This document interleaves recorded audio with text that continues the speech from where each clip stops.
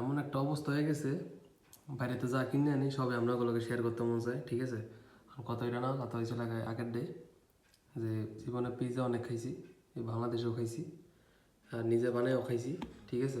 তাই এই সর্বশেষ ঘুরিয়া ঘুরিয়া এই দোকানের ডে মজা লাগে, ঠিক আছে। একটা আনাম পিৎজা লইছি, এটা খাইমো হন, ঠিক আছে।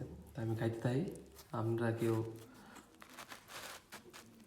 চাইয়েন চুইয়েন না যে আমার পেট পুট ব্যথা করবো, ঠিক আছে। আপনারা দেখেন জীবনে যদি আমার সামর্থ্য হয় আমরা খাওয়াইবো,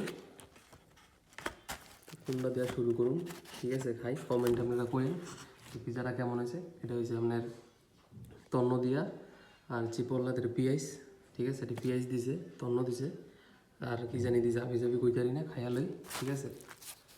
বিসমিল্লাহ। সবাই কমেন্ট করেন যে এটা দেখতে কেমন লাগে, খাইতে তো খাওয়াই মনে পড়ে। ওকে।